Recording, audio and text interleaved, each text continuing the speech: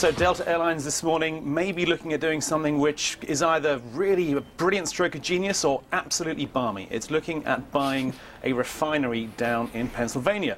Chris, you've been looking at this. Tell us what you think. Yeah, I'm leaning on the balmy side, or crackers, if you want to make a really feeble oil pun. Well, the basic problem is this. Obviously, the biggest cost for the airlines is fuel. It's about 30% of their expenses.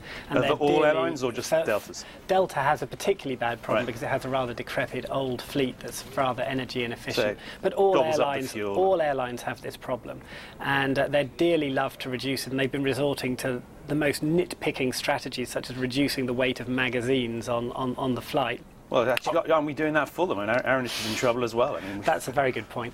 So the idea here would be to reduce, to sort of have some kind of hedge against rising energy prices.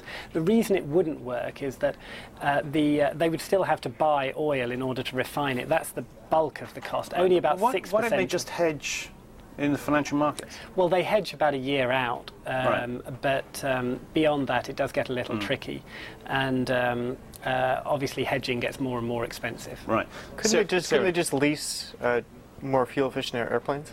Yeah, you're asking me to defend a strategy that I think is barking. That obviously would be the solution. Well, we're asking you to give them some advice as to why they should consider something less mad. The main reason this is loopy, I think, is that that you're only shaving off the crack spread. Now, the crack spread, which is the margin... Yeah, that to most people, that sounds like you're talking about the bid-offer spread for buying illicit drugs. So what is a crack spread? The crack spread would be the margin between the price of a barrel of oil and the price of a barrel of jet fuel. So it's the margin that the refiner takes in processing the fuel, in turning into something useful. Now, at the moment, it's about 6% of the cost of a barrel of oil. So you're only eliminating that tiny bit. And that's assuming, of course, that you can actually run the refinery profitably. And of course, ConocoPhillips, the company they're closing it. Well, they're thinking about closing it. No, they idled it. They idled it in September, so they clearly failed to make money. But isn't it one of the issues? I suppose Delta's looking at the same numbers we are, which shows that the amount of refined fuel for aircraft has fallen almost by half since this time last year, because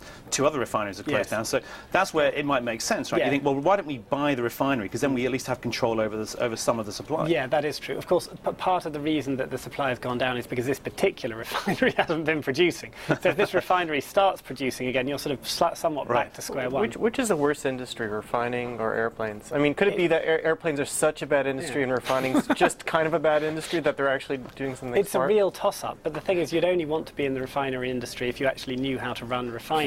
So what they're hoping they'll lose less money in refining than they might. It's hard to imagine how they would do a better job than Conoco did running this refinery.